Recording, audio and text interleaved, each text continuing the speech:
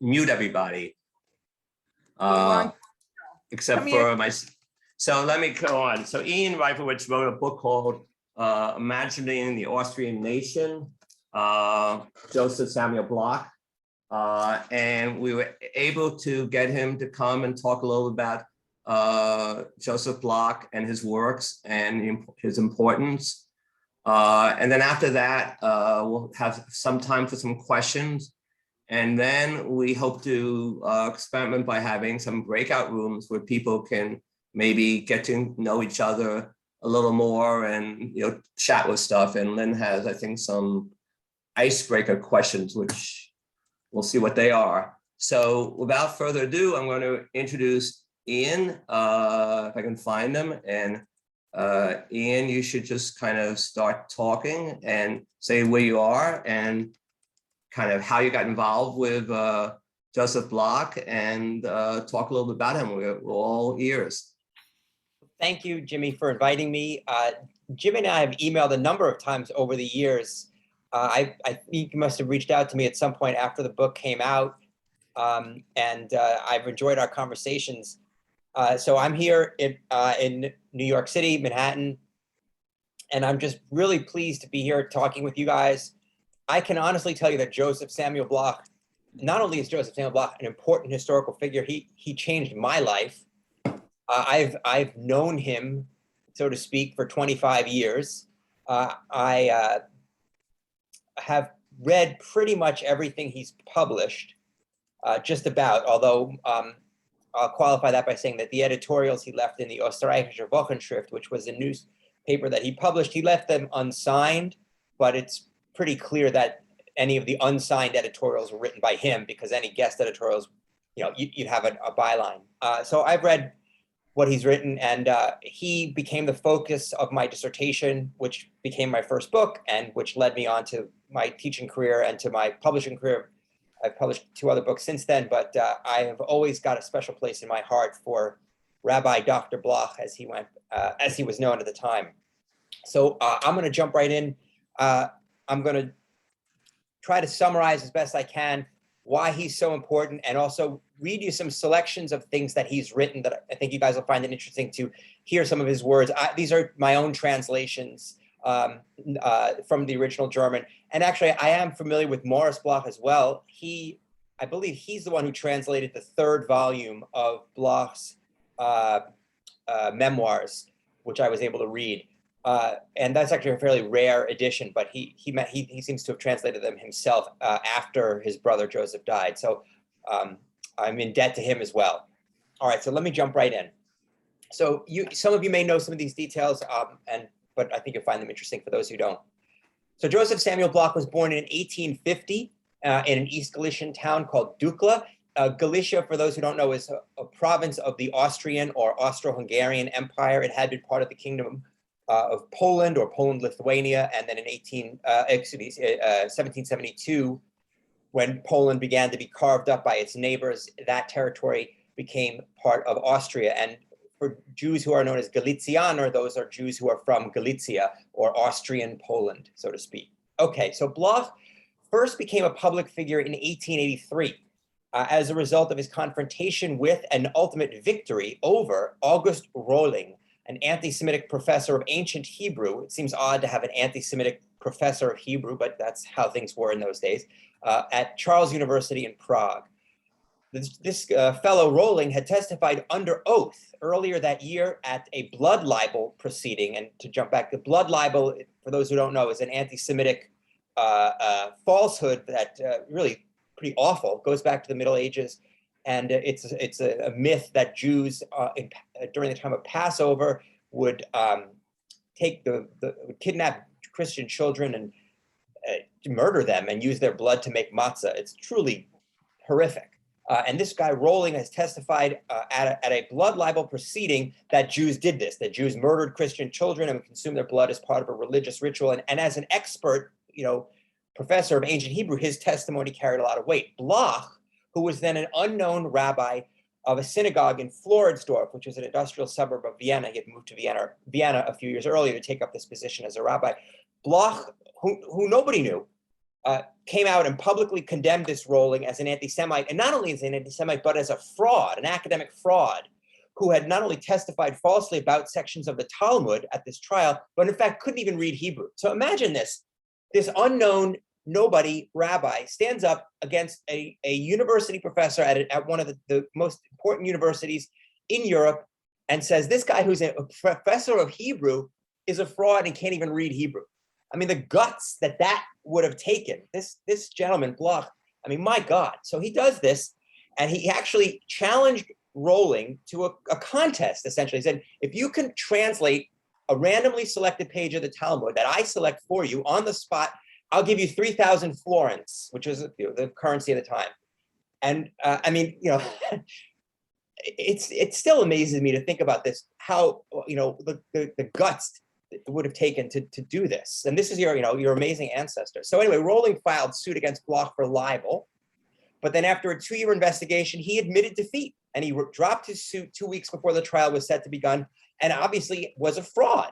And Bloch had, vanquished this terrible, awful anti-Semitic fraud. Okay, so there was a coal baron named von Gutmann who had confidentially offered to pay Bloch's legal expenses, and this provides evidence of immediate Jewish support for Bloch, even among some of the elite level leadership of the Austrian Empire, the majority of whom frankly preferred to ignore anti-Semites such as Rolling rather than publicly contradict their claims. So after this great victory, the Wiener Allgemeine Zeitung, which is an important Viennese newspaper, published a special edition containing the collection of Bloch's attacks on Rolling. And this special edition sold 300,000 copies in a single day. So it's strong evidence that there was clearly a huge audience, both in Vienna as well as among the East European, the Ostjuden, the traditional Yiddish-speaking East European Jews of Galicia and other Habsburg provinces like Bukovina, that really wanted Jews to fight back against anti-Semitism. And overnight, Bloch became, according to one scholar, the quote, the foremost public defender of Jewish constitutional rights in Austria. And the fight against anti-Semitism remained a central theme throughout his career. In 1884, he won election to the Reichsrat, which was the imperial parliament. As a representative of a district in Galicia, he served for 11 years. So he was not only a rabbi, not only a journalist, but he was a politician who served essentially in the equivalent of Congress for the Austrian Empire. Also in 1884, he called for the creation of a civic organization to fight anti-Semitism and defend the rights of Jews. 2 years later, this organization came into being, which he co-founded. It was called the Österreichisch-Israelitische Union, or Austrian Israelite Union. And it was charged with defending the rights of Jews, as he had prescribed it. Excuse me. And this organization, although Bloch pulled back some over the years, it still reflected his overall ideology. This was true especially regarding the need to solve the so-called nationalities question of Austria-Hungary, this question of how to deal with being a country that had so many different ethnic groups, Germans, Poles, Czechs, Hungarians, how to deal with this question. Bloch's ideology was that, our argument was that this should occur through granting of equality for all the peoples of Austria-Hungary. And he wasn't the only person who said that, obviously, but it was a central aspect of his ideology. Excuse me. So in 1884, he also launched his journalistic career. And by the way, he published a number of books as well. He created his own printing press. And with that, he published the Österreichische Wochenschrift, which means Austrian Weekly. And this served as what he called, quote, a central organ for the general interests of Jewry. And this periodical broadcasted his ideas until 1920. It was published weekly, and it reached Jews all over Central Europe. It actually became the predominant German language Jewish newspaper in the Habsburg monarchy. Bloch was able to do this without any evidence of outside subsidies, purely based on funds received from readership, from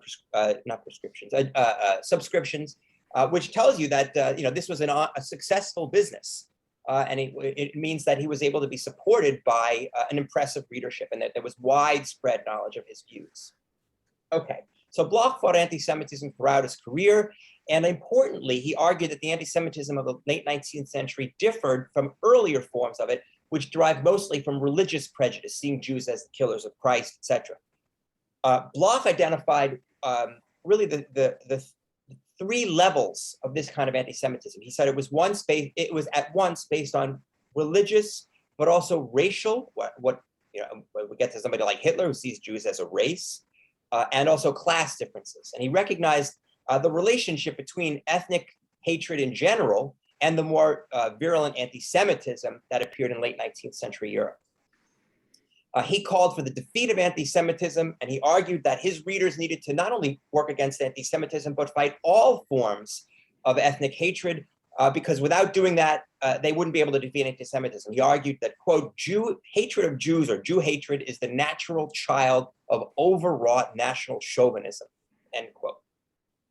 Excuse me. He also argued that quote, race hatred is forming a type of nationalist cramp on the head of Europe, end quote. So although he was strongly fighting against anti-Semitism, he took a much broader view of what was going on in Europe at the time. Okay. And he addressed the issue of Jewish assimilation in Europe and in Austria-Hungary specifically.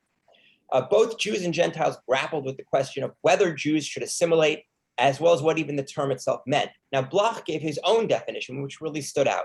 He said assimilation occurred when a Jew no longer acknowledged that his or her Jewish ethnic identity and then proclaimed membership in another nationality. In other words, he believed assimilation depended on how Jews identified themselves in ethnic and national terms, separate from any level of religious observance, or even what kind of cultural practices they maintain.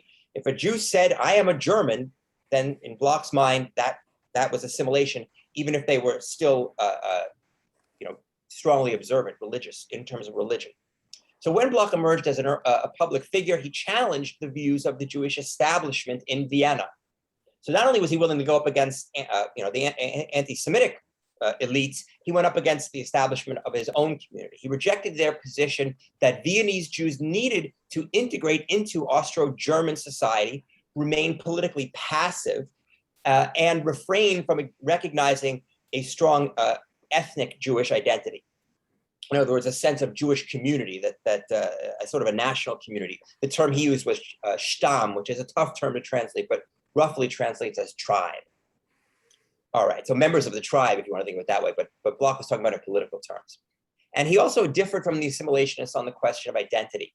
He maintained a strongly Jewish ethnic consciousness, according to which he valued the continued existence of a separate Jewish people as one member of a confederated yet heterogeneous human family.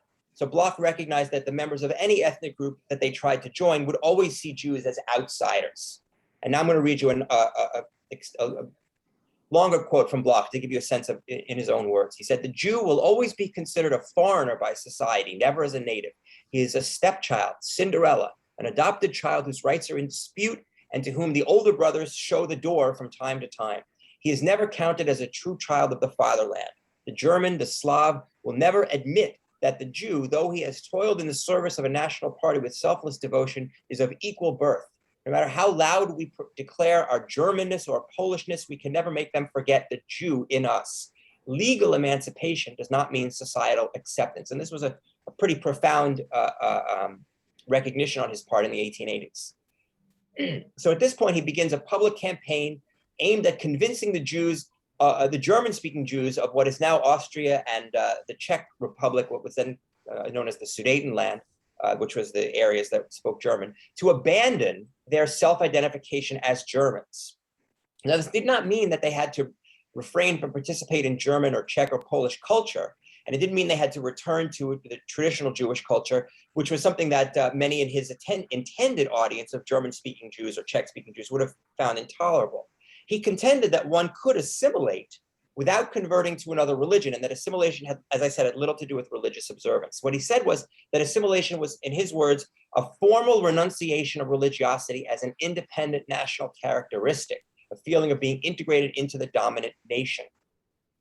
He did not take aim at Reform Judaism for changing traditional rituals and practices, and he refused to take aim at secular Jews who rejected their religion outright.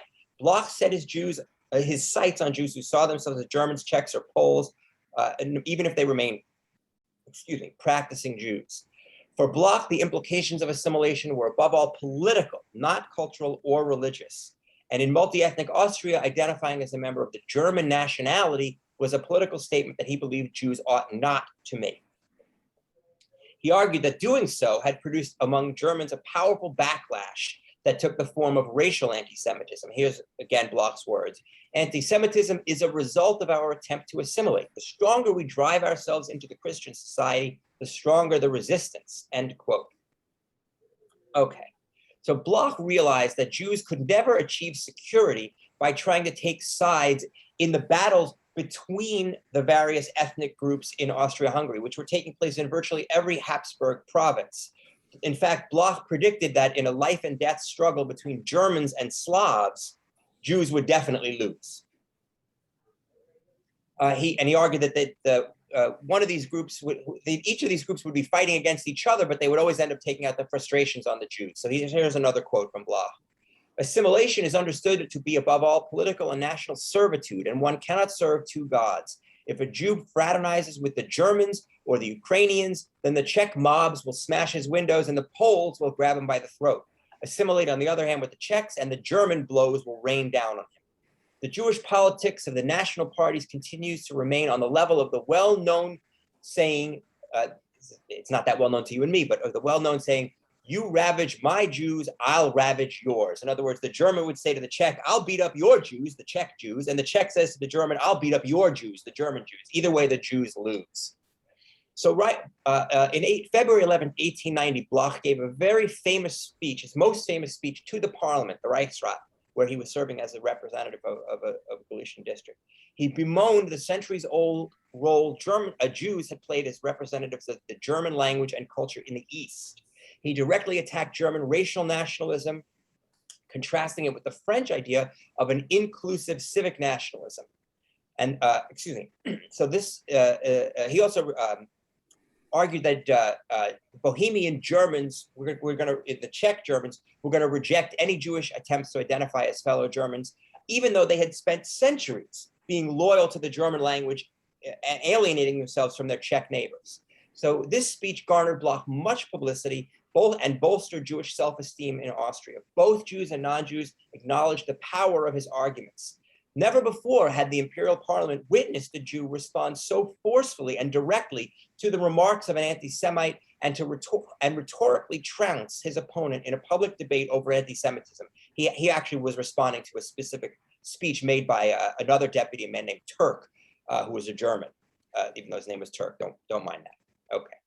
The Jewish response to Bloch's speech was overwhelming. He received over 100,000 telegrams from Jews across Austria and Hungary who were grateful and were proud that someone had so powerfully, in the words of one, exposed the meanness of anti-Semitism.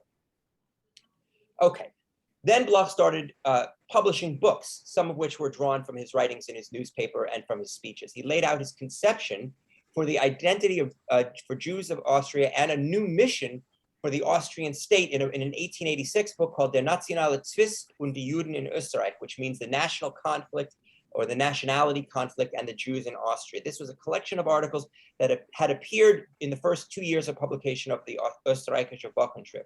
And he issued this book, in his words, it was an attack against Austrian anti-Semitism and every kind of racial hatred and national narrow-mindedness.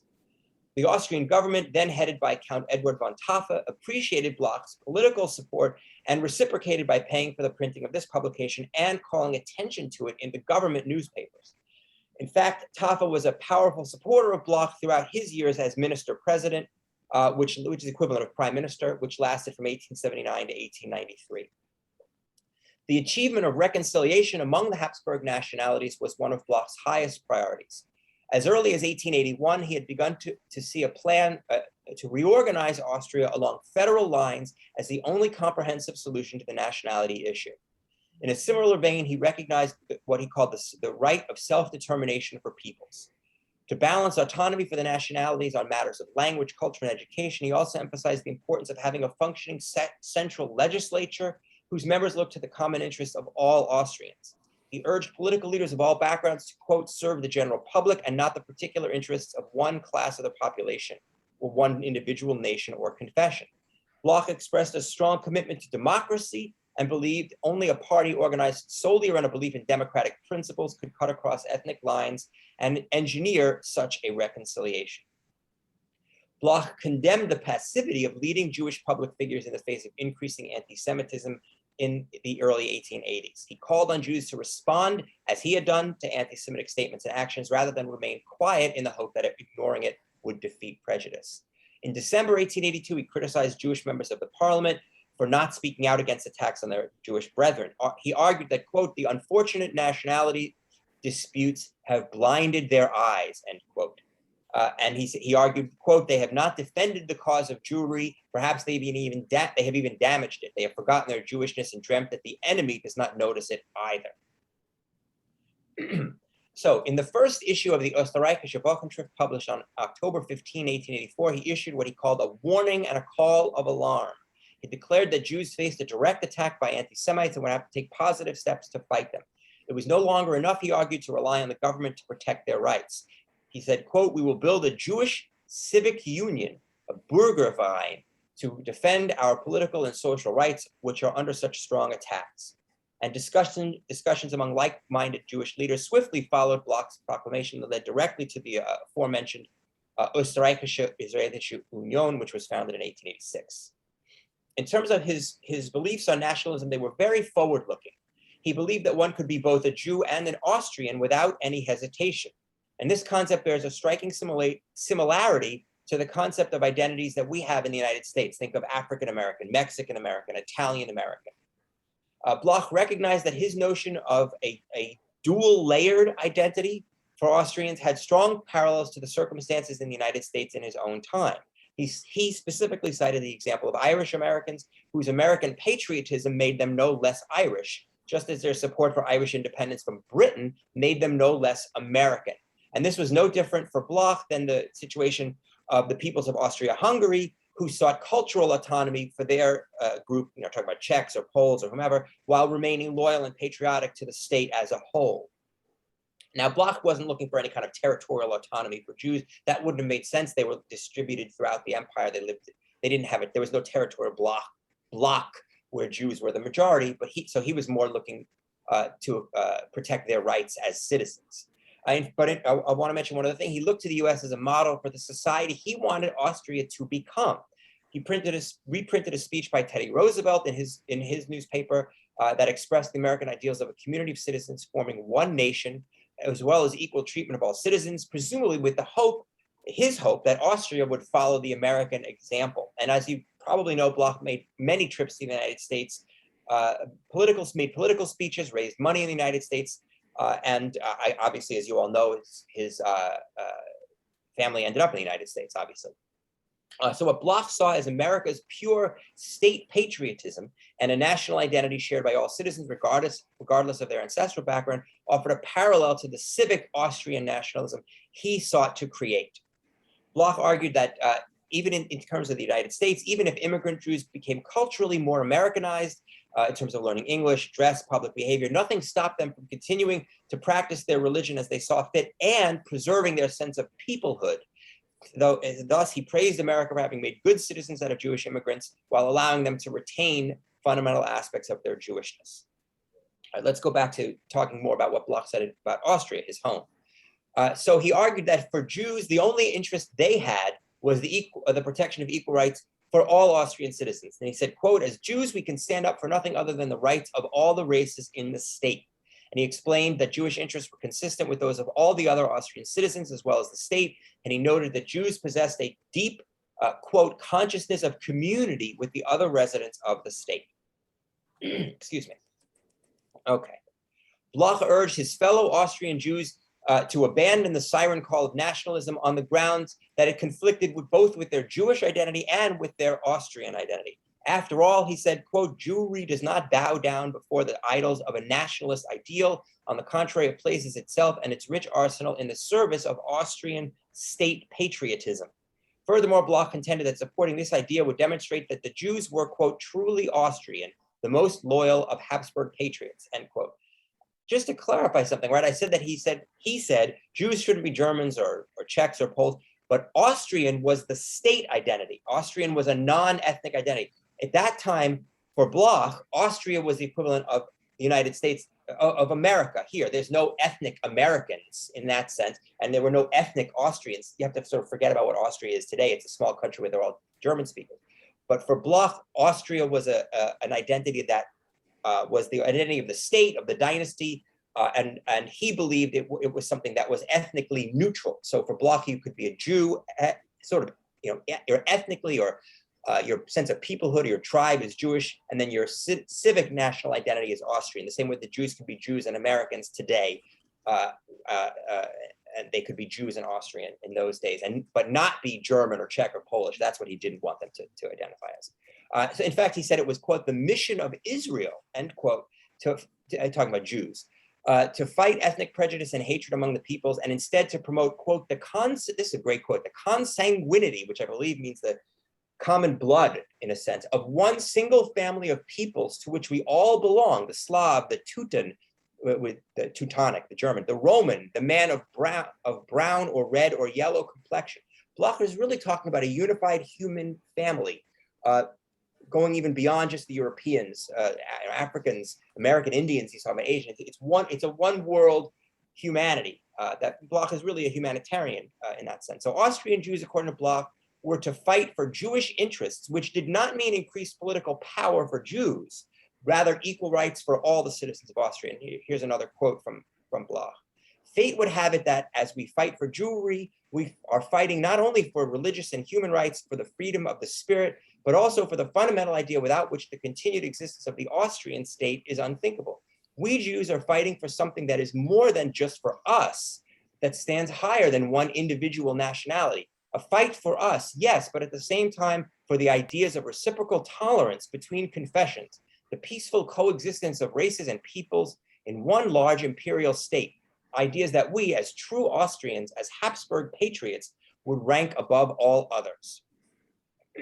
Then Bloch further argued, quote, the final victory of these ideas, the ideas of equality, will secure the future of Jewry as well as the continuation of the Austrian imperial state, end quote. In fact, he argued that the victory of the idea of equality, of a true state based on rights and the rule of law, would be, quote, the highest and most shining triumph of the idea of Judaism, end quote. In the early part of his career, he made a number of presentations to non-Jewish audiences in order to spread his ideas throughout all segments of society. On March 10, 1855, he spoke at a meeting of the Deutsche Schulverein, an organization that sought to promote German language and cultural education in the schools. He condemned the nationalist parties for turning the schools into another political battleground in the nationalities of struggle. He argued that schools should not be German or Czech and teach only one language, but rather should teach all the languages in a given region to their students. Such a policy, he believed, would in the long term aid communication and the cultivation of civic ties across religious and ethnic lines. Throughout his career, he expressed a belief that knowledge and understanding of other people's cultures, religions, and histories would create a more cooperative political environment and a more unified society built on basic human fellowship. Bloch also reached out to a non-Jewish audience on social justice and workers' rights. He hoped to broaden his base of support for the fight against anti-Semitism and create strong citizenship bonds across lines of class as well as those of nationality. And he ignored he criticized the Liberal Party and Jewish liberals in particular. Liberal doesn't mean the same thing then as it does now, so don't worry about that. He criticized them in particular for ignoring the needs of labor and the working class. He also gave lectures to workers about how Jewish tradition emphasized fair treatment for laborers and legal equality for all citizens. August 12, 1882, he gave a lecture to a gathering of workers in Vienna and repeated that same lecture for another assembly of Viennese and Lower Austrian iron and metal workers later that year. In these presentations, Bloch argued that the workers' fight for social justice and the battle against anti-Semitism were part of the same battle for equality. So workers should join with Jews, not give in to hatred against them. He declared, quote, not the fight against Semitism or Jews, but for Jews, would bring the most beneficial results to the working population and the welfare of the state. So Bloch's interactions with Viennese workers provide further evidence that he reached a wide audience. He later received invitations to speak to other workers' organizations as well. But this is interesting. He remarked that, quote, the police headquarters gave me a hint not to lecture to any more workmen. So that's interesting. It seems like he is being sort of pressured by the police to not go rile up the workers, because I guess he was getting the workers too excited. Bloch's lectures also appeared in socialist papers, of which thousands of copies appeared shortly after he delivered them, and they were read on numerous occasions at various workers' gatherings. In other writings, Bloch again reached out to the working class. He published an extensive essay in 1884 about the rights of workers, in which he expressed his support for workers' rights and argued even that the state was obligated to find work for those who had tried and could not find it themselves. This is a very progressive opinion for the 1880s. He later offered effusive praise for, I won't go into that. We're running a little short on time. I don't want to overwhelm you with information. He sought to include the poor in his conception of an Austrian civic nation. He criticized what he called the war against the poorest as a violation of the religious tenets that both Jews and Christians were supposed to follow. He fought poverty throughout his career. He attempted to return to the parliament in 1907, and in doing so, he described his economic program as based on the Jewish obligation to care for the needy and oppressed people in society and fight for their rights. Okay, looking back at his legacy, his vision for a new civic Austrian nation, unfortunately, did not become reality. I would argue that if the leaders of the Habsburg had listened to him, they would have been a lot better off, but we can't, we'll never be able to know that for sure. However, though, during the last decades of the Habsburg monarchy, Bloch's ideas resonated widely among his fellow Habsburg Jews. He drew support from nationalist Jewish students, including the Jewish Nationalist Student Union Kadima, which had expressed their admiration for him even before he had been elected to the Reichsrat and even before he had founded his newspaper. Orthodox rabbis and their congregants, as well as nationalistically oriented Jewish politicians or Zionist Jewish politicians in both the western and eastern parts of Austria, also supported Bloch. He also won adherents among Viennese workers and democratic politicians of different faiths, not just Jews. In addition, his newspaper, which the leading scholar on the topic of Habsburg Jews, Professor Marcia Rosenblit, she called his newspaper, quote, the most important Jewish weekly newspaper in Vienna. Additionally, the organization that he helped found, the Österreichische Israelitische Union, played a significant political and social role in Vienna and throughout Austria. It had an impressive 4% of the entire Viennese Jewish community on its membership rolls. In other words, 4 out of every 100 Jews were paying membership dues. They were active members of Bloch's organization.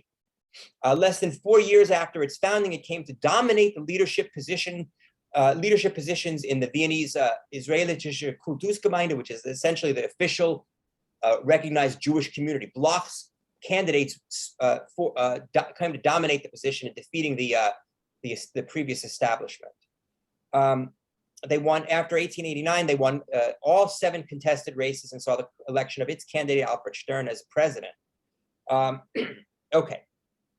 In fact, well into the early 20th century, the OIU became the dominant and by far most important Jewish organization in Austria. Later on, it was surpassed by younger groups, but still, it was an important organization. Furthermore, as I mentioned earlier, he was elected multiple times by Galician Jews to represent them in the imperial parliament. And in fact, leading anti-Semites in that body considered him important enough to target for removal. In fact, they did succeed in removing him from office with some pretty nasty political tricks. Evidence also exists of his influence, presumably concentrated in the Jewish community in the English-speaking world, the United States in particular, which, as I said, he visited on more than one occasion and wrote about in his book, Ein Besuch beim Judentum in New York, a visit to New York, a visit to Jews in New York and its environment and its surroundings. During his 1912 visit to New York, he received certificates honoring his work on behalf of the Jewish people from the First Hungarian Congregation, Ohab Zedek, as well as from the Federation of Galician and Bukovinian Jews in America. In addition, an English version of his 2-volume memoirs appeared in 1923, the year of his death, and his book, Israel and the Nations, was translated only 4 years later into English. These books, which had been published in German only in 1922, were thus translated not as historical documents, but as ideas that resonated at that time. People wanted to read at that time. Bloch used the public platform his political career and newspaper gave him to alter the way Habsburg Jews perceived their own identity. By the late 19th century, the Jewish attempt to assimilate into Austro-German society had been rejected by the Austro-Germans themselves. These Jews could not become Germans. Another alternative, Zionism, offered them a strong Jewish identity, but seemed to reject at least at some point in the future, the homeland and the Austrian state to which many of them at the time felt great loyalty. Bloch's conception of identity, on the other hand, contained an ethnic Jewish and a civic Austrian element that complemented rather than contradicted one another. Being a member of the Jewish tribe did not make any Austrian Jews any less Austrian, because all Habsburg citizens were members of one tribe or another. Furthermore, to Bloch, being Austrian meant embracing membership in a civic community that valued all the people of the monarchy equally, and thus did not require the renunciation of one's Jewishness. After successfully challenging the position of the assimilationist establishment in the 1880s, Bloch watched his understanding of identity become predominant among Austrian Jews during the last 25 years of the Habsburg monarchy's existence. In conclusion, Bloch made a serious contribution to the overall discourse on Austrian identity by calling for full equality among the peoples, democratic and civil rights for all citizens, a full commitment on the part of all citizens to the state they shared, and the development of a civic Austrian consciousness that he hoped would unify members of more than a dozen nationalities into a single political nation.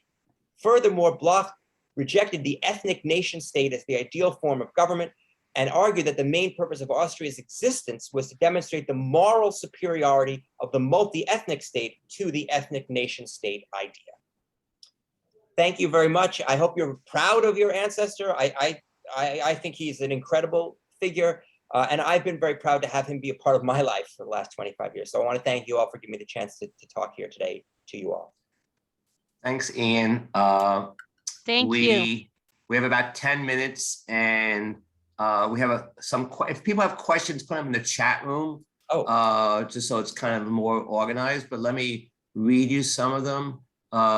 One is, maybe you could look up, where do you teach? Oh, sorry. Okay, so I should have done that at the beginning. So if you're from New York, you might have heard of SUNY, right? State University of New York. So I teach at a branch of SUNY called Empire State College. I'm in Manhattan. And I've been teaching at SUNY Empire State College for, 20 years. Can't believe that. How do you get involved with our relative? I mean, how did you get involved in the Joseph Bloch? So I went to when I began, working on my PhD, I knew I was interested in the Austro-Hungarian Empire. I went there, I went to Georgetown to study with a scholar of that state. And at some point in the first couple of years, I must have come across Bloch. He's not a hugely well-known figure outside the field of Austrian studies, but he is an important figure, and in particular is known among Austrian Jews. So as one of the first things I started doing was reading books on Habsburg Jews, and I came across him, and just the more I read about his ideas, I found his views. It's sort of simplistic to say that I just agreed with him. I agreed with his take on the political situation, both for Jews and for the Austrian state overall. And I found that although his name was known, it wasn't especially well known outside the field of Jewish Austrian history. And I felt that he was an important political thinker in the Austrian state, beyond the Jewish community. So I wanted to write about him and have his views become a little more widely known, because I think he had a lot to contribute to the debate at the time, and then also to what historians need to understand now to really understand Austrian Jews, but also the Austrian Empire more broadly. So elaborate a little more about his relationship to Zionism, especially his brother Morris ended up moving to Israel and was much more of a Zionist. And what was his relationship, and did it change? And also, what was his, things that happened after World War I? Did things happen and after the war? He didn't live that much longer. So Bloch was emotionally invested as well as intellectually invested in the Austrian state. So that, but I wouldn't necessarily call him anti-Zionist, in that I think he liked the Zionists 10 times better than he liked the assimilationists. I would call him a non-Zionist, but not necessarily anti-Zionist. He didn't spend a lot of time criticizing them. He just felt that that was not a solution, because most Jews in his time were not leaving Europe, and he needed to have a solution for them. But I think also in that sense, intellectually, he did reject Zionism, in that for him, he wanted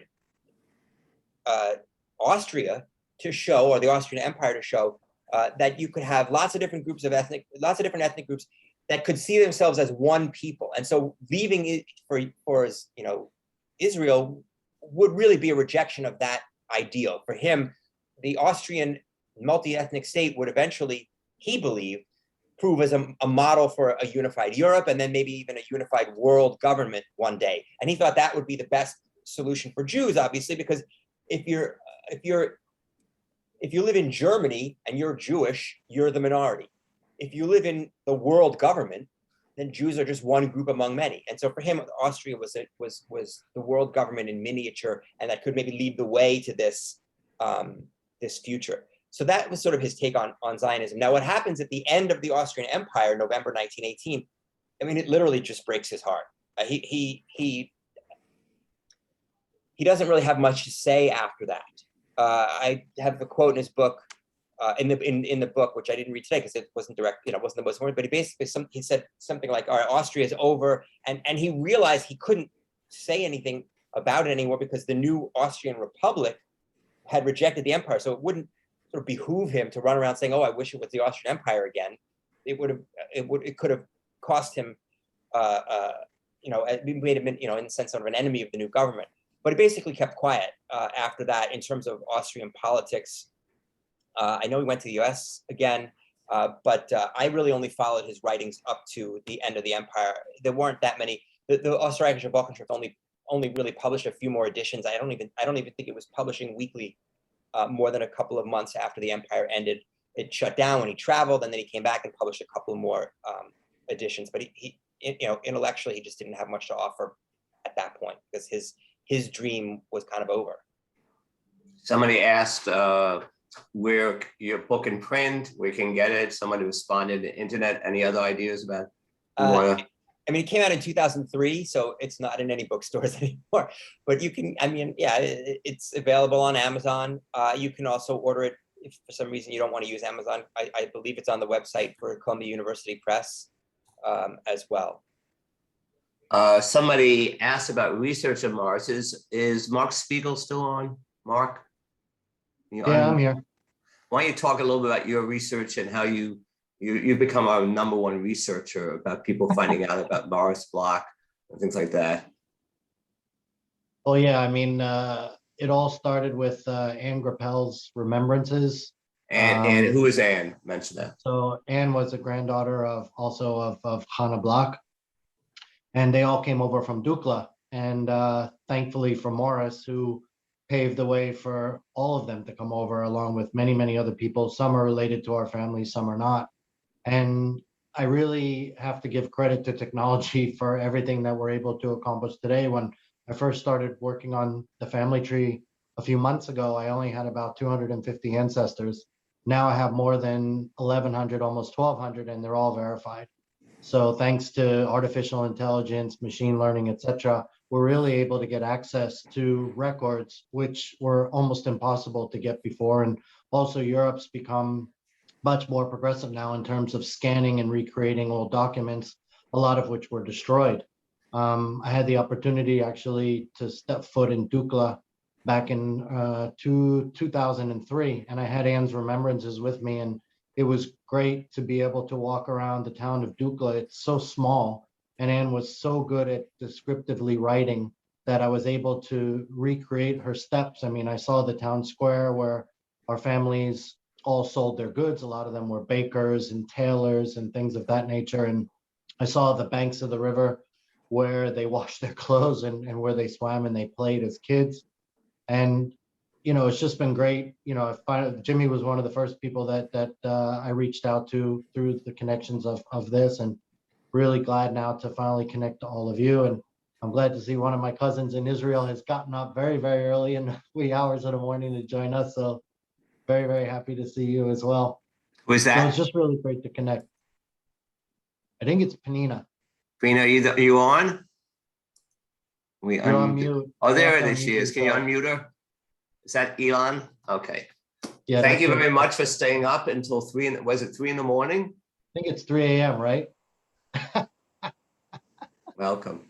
So I want to thank you, Ian. That was really great. We're gonna do some breakout rooms, which Lynn's going to say, but I also do want to do a short advertisement.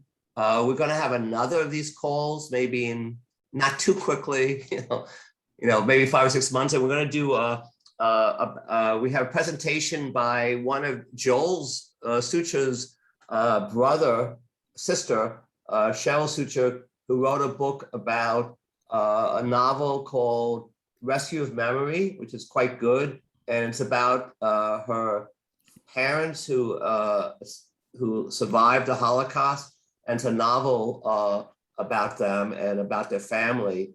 As many of you know, Morris and Mendel came to the US. Joseph went to Vienna, but Hannah stayed in Dukla. Morris came back and brought a lot of Hannah's family to the US, but a lot of them stayed, and many of them perished in the Holocaust, and some of them survived. And she wrote a very kind of entertaining and novel, not entertaining, but about her parents' memories of that. And next time we get together, we're going to have Cheryl talk a little bit about that. Thanks again, Ian. I'm going to clap for everybody. We've muted everybody else so they don't get too many echoes. And we're going to do something a little bit different. We're going to do a smaller room, so for about 20 minutes. Well, 10. We'll just keep 10 minutes. 10. Okay. Well, I'll say goodnight to you all, and thanks again, Jimmy. Ian, thanks very much. You were great. Thank you. All right, I'm Lana, gonna, it's yours. okay. I'm just gonna randomly put people in groups of anywhere from 4 to 6. I have discussion questions, which are just 2. Unmuted. Oh, you're unmuted. Name one thing that one event in your life that you would like your Missing you. You're frozen. also, and also We name- missed your question. sorry. We missed it. You got frozen. I'm sorry. Name one event in your life that you want your own descendants to know about. And the number 2 question is, what else do you want to know about your newly found cousins? So something about your life, and what do you want to know about other people? So let me put everybody, I'm just going to do this randomly. And then we're going to come back in 10 minutes and say goodbye to each other. Is that right? I'm just going to, you're all going to go to different rooms right now. So click join, and who knows what that means, but we'll see what happens. I'm gonna stop it. How do you're live? They can hear every word you say. But how do I stop it? How do I get off the screen?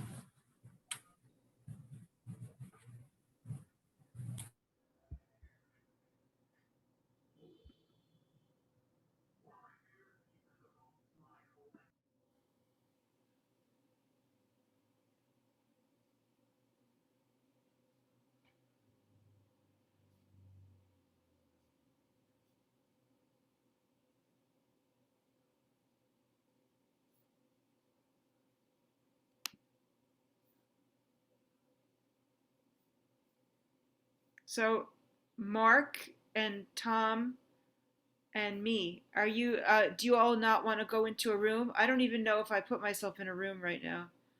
Can you hear me? I can. I'm going to pass or go into the room. You're going to go to, wait.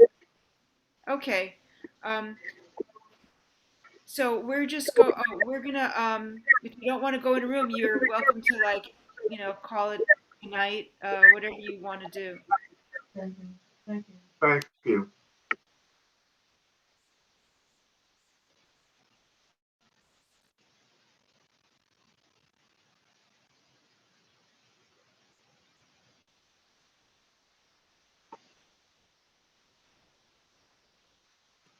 How do I get out of it? Just leave.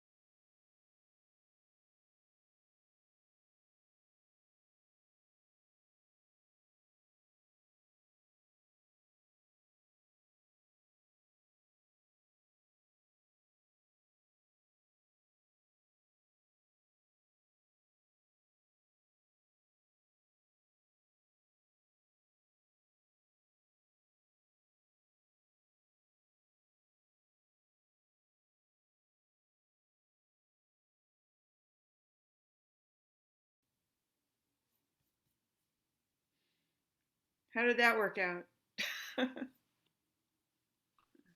That was absolutely amazing, actually. Yeah. And then I clicked, I didn't mean to leave the breakout room. I was, yeah. Is everyone out? They should be out now. I was Uh, the only one by myself, so Oh. I'm Oh. happy that it worked for all of. You should have joined room 5 because we No, that's wound right, up. no. I wound up with my mom too, Oh no! And- I mean, great, and- but oh no. and my aunt. Well, I hope we have an opportunity to really get to know each other. And then my electricity went out. We're having a storm, so our electricity went out. Oh, that's what happened to you. I can't. we can't do anything without Jimmy. Jimmy, you're on mute.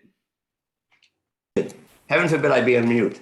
We'll try and do this again, not too frequently. We don't want to overdo it, but maybe in sometime like after the beginning of the year, and try and have Cheryl come and talk a little bit about her book, and also do some more breakout rooms. And I sent out the email list of everybody's addresses and who you are, and people can kind of communicate with each other and say hello. It's for me, it's been kind of fascinating to know that I have all these kinds of cousins. I'm not sure that we have that much in common or not, but just kind of I know Lynn and I will kind of chat in New York, and Leslie and John and I. John still don't know, did we lose him?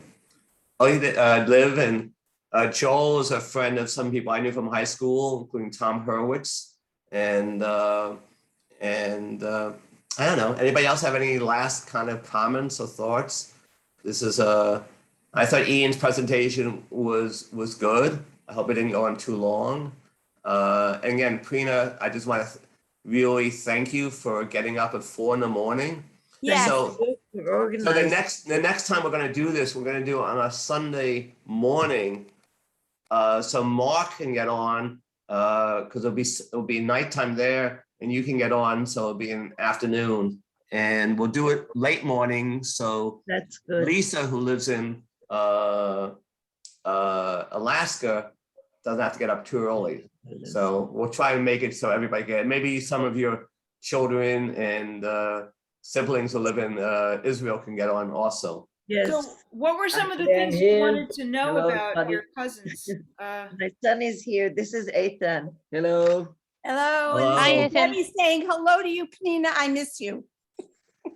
And you got up at 4 a.m, got it. Hello. And so Debbie, you guys knew each other. Where have you met each other? Where's Debbie? Penina, I'm up. I don't know where you are. I am on your screen. Debbie, hi. Penina lived down the street from me for a number of years. Her father got a job in New York City, and they came to Brooklyn, and they lived literally down the street from us. So there were a number of years when I was in grade school that we grew up together. Yes. Hi, good to see you, Debbie. Good to see you. And Lynn, you were asking. Oh, well, I was wondering what people, since I wasn't able to know what other people wanted, what do y'all want to know about us, the cousins? Can you throw out some what you responded? And either in the chat. All right, It's too much. too much. We just Okay. we needed more time to hear from. Yeah, everybody. definitely. We needed Yeah. more time. Okay. Maybe Next longer time we'll- breakout rooms next time. I have We'll do the We'll breakout rooms, and readjust then that. you can actually mix it up, so you can have a certain people, and then we can mix it up. I'll have to work on this breakout room thing, but we can switch partners. Yeah. You have to get Jenny to tell you how to do it. Well, I just we're not even in the same house right now.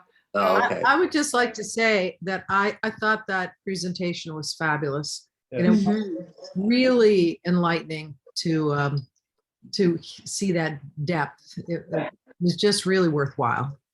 So A thank lot you. of relevance to today, huh? What's that? We're repeating history. Yeah, Yeah, it was exactly. was very relevant. Yeah.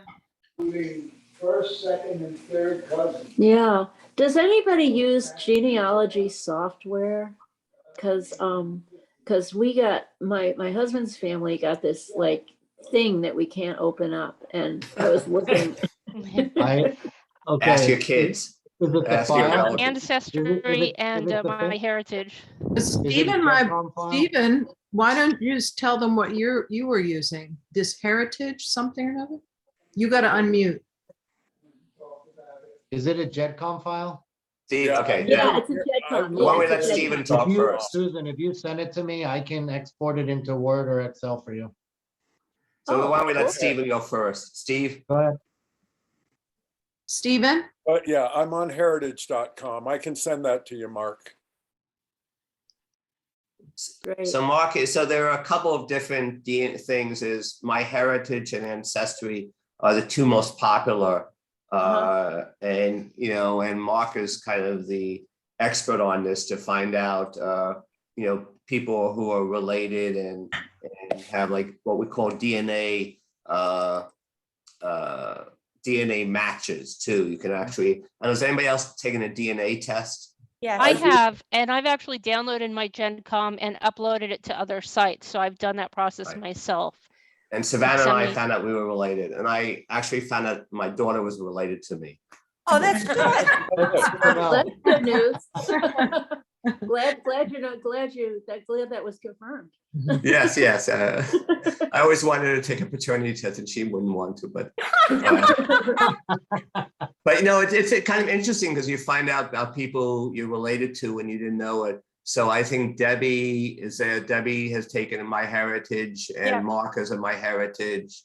No, I'm But on some of you, Ancestry. I'm on Ancestry and My Heritage. My Ancestry is the one you're on too. So, but it's kind of interesting to know, you know, who you're related to. And I mean, I found some other people on my mother's side who I didn't know, who, you know, I found out were related to me. So it's kind of, I find it, why do I like it? It's almost like a puzzle, and you're putting it together and you're finding out different people and how they're related and what their backgrounds were, and, you know, and just finding about Morris Bloch. And I mean, he's in some ways Joseph Bloch, they talk a lot about, but Morris Bloch in some ways the hero, in that he went back to Dukla and got all these people, you know, including many people, you know, who probably wouldn't have, you know, been here if they hadn't, you know, come back, you know, with Morris, and he was a hero. And then Mendel, who is Lynn's and Savannah's family, moved to Worcester, Massachusetts. And they actually, there's a building in Worcester called the Mendel Bloch Building. It's Mendel Bloch, B-O-O-C-K. It's like though his name was Bloch, it's kind of a play on his name. And it's in actually the Jewish section of Worcester and still there. So people took a picture of us there. Any other thoughts or comments before we kind of, we'll leave at 9:30, 90 minutes. Walter, you always have something. I want to say something. Oh, that's it, okay. Here and I were on vacation about, I guess, 14 years ago in the Southwest, in visiting different national parks. And this was before smartphones, and there was a prairie dog, and he was off taking pictures with his camera, and I saw this couple and they took pictures. And so I said, oh, I'd love that picture. Could you send it to me? I'll give you my email address. And we started talking. And then after this all started, I was looking in my notes from the vacation, and it turns out it was Jimmy Tarlow who I talked to. Unbelievable. That's so funny. Yeah, I think it was Zion National Park. I think that was where it was. No, it was Cedar Breaks. Oh, Cedar Breaks. Okay.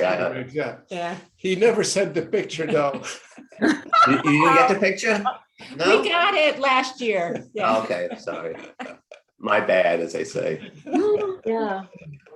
I think it would be really fun to have, I don't know if any, you know, how all you feel about it, but I mean, there's a bunch of us in New York, there's a bunch of us in different locations. It'd be really fun to get together, you know, like have like little local get-togethers. Well, you're always welcome here in Bethesda if you're near Washington. You Well, don't you know, I mean, I send everybody the email list, figure out the New York people and do it. And Yeah, yeah. I think come it'd up be to fun. New York and there's a whole California group. And Joel, you in New York now?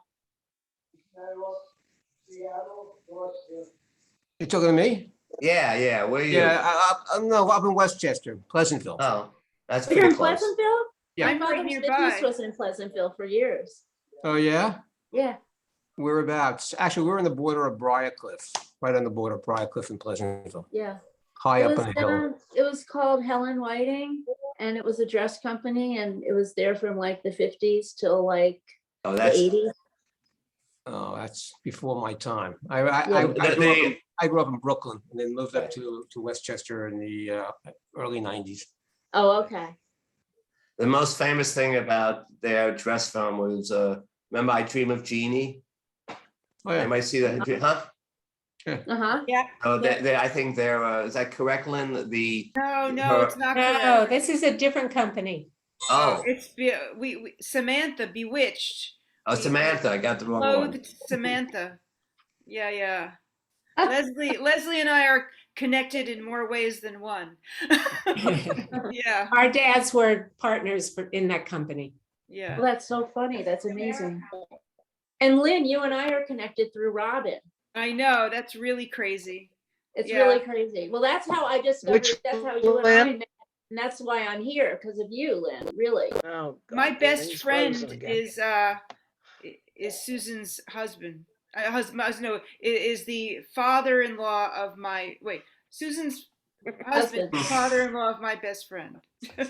Yeah. So if we look at Goodbye, this, because my computer's and freezing.